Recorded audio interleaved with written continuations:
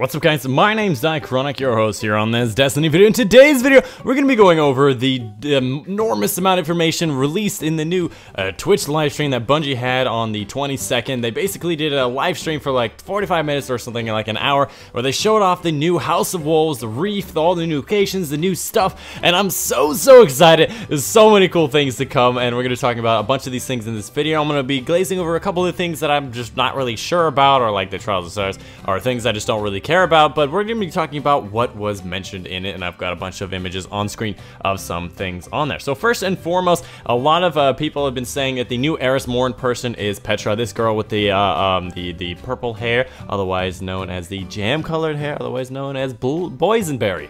If you guys don't know, look that up on Google. But yeah, she's gonna be the woman that's like Eris Morn. She's gonna like, hey, you got quests, you got bounties for the Wrath of Crota. She's the emissary, the Queen's emissary from the Wrath of Crota when they happen during the 2 weekends that they happen. She's got shaders, she's got ships, she's got different missions. You can see here, you got missions where you can go hunt people on the moon. It's a whole bunch of things, just like Eris Morn, but with Worthurge quest line for the Queen's Wrath. Next, you got some new ships. She's gonna be selling ships. Other guys are gonna be selling ships. Tons and tons of new things. You got this thing, you get a bunch of different weapons, you got a bunch of different shaders, you got a bunch of different people showing a bunch of things, you got a bunch of different weapons like the Wolf Slayer's Claw. They all look super duper badass. You got the guy who's the House of Judgments, the new guy that's gonna be the one that's gonna be the emissary for the Prison of Elders or whatever it's called. And this guy is gonna be that thing. I'm telling you, it's gonna be a wave defense. I don't know for sure, but I'm still extrapolating about the fact that it's the Prison of Elders is gonna be the new PvE thing, because obviously no raid means they gotta put something in for the PvE people, because the Trials of Osiris is the PvP. So I'm still hankering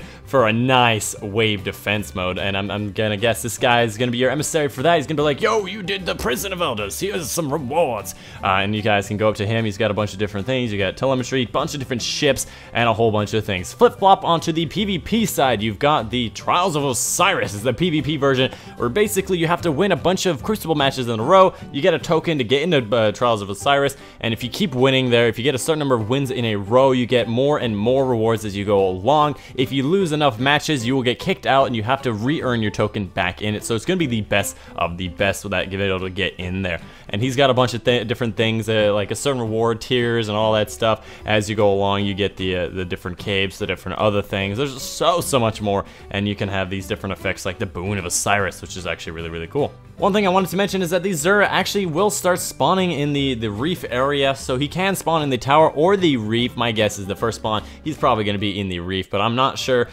Well, that just seems like a good idea. For the most part, almost everything in this DLC is actually open to people who don't own the DLC. So if you don't own the DLC, you can still go to the Reef. You can still see everything that you really want, that's so shiny in front of your eyes, but you can't get until you buy the DLC. And I think, for one, people are gonna like the fact that they can actually peruse and look at what they're gonna get, and for two, it's a good marketing option, let me tell you. Just like, oh, look at all the shiny stuff you can have. A lot of you probably thinking, why would you ever go to the Reef? But all the new vendors in the tower, or just all the vendors in the tower in general, have been revamped. They get a whole bunch of different things. You can go to the Crucible, you Vanguard, the Faction. They all have new weapons, new armors that can get you up to level 34. Those weapons can get up to 365. There's just so many cool things. One of the other vendors, the Speaker, is actually going to be a vendor that you can trade in materials. So you can actually trade your Extended Shards, your Energy, your Glimmer, your Motes of Light, your Radiant Energy, your Radiant Shards. You can flip-flop everything back and forth between each other and actually get everything you want from the Speaker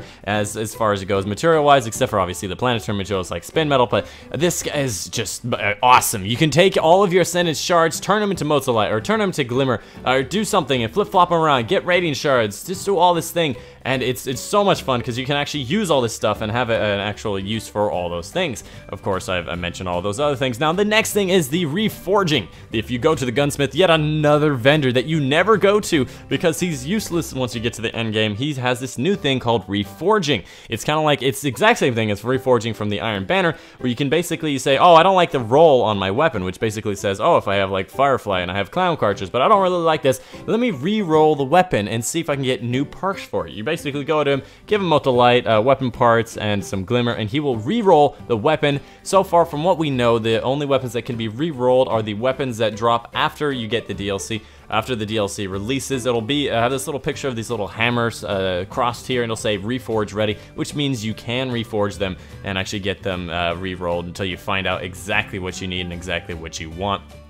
That being said, you can also ascend your weapons, which means being able to upgrade these weapons to the new 365. Pretty much any weapon can be ascended for the most part. I know there's a bit of random weapons that cannot or something, I'm not too sure, but the exotic weapons, all you need is exotic shards. The legendary weapons, for example, the Fatebringer, the Shadow Price, these things can be upgraded with Ethereal Essence, I think it's called, or Etheric Light or something, and that's part of the end game stuff. You're gonna have to start doing Nightfalls, which the Etheric Essence actually you can get from Nightfalls, you can get from Trials of Cyrus, Prison of Elders, all the end game things. So actually people in who don't have the DLC will actually start seeing these things pop up, which is actually pretty intense, although you can't actually use them because you don't have the DLC. But anyways, and the next thing, again, like I said, they just got so many different things in this goddamn DLC. You just released so much stuff. They got new skins for all the vendors. You got the different looking guns, one sight that's strapped onto another one. There's just so many cool things. New exotics, the Archangel armor, the big goat head,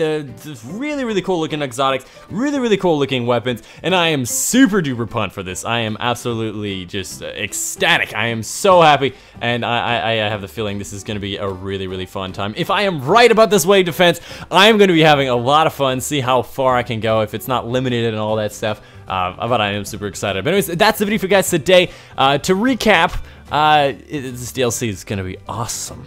But anyways, that's the video for you guys today. A huge shout out to Planet Destiny. I used a lot of their screenshots that they have on their website. I'll link them in the description down below. You can go check them out. They have tons of Destiny articles, videos, and all this amazing stuff in there. I'm also going to be collaborating with them in the future. Hush, hush, nobody tell anybody. But anyways, again, that's the video for you guys today. Hope you guys enjoyed. My name's been Ironic, and I'll see you guys on the next one.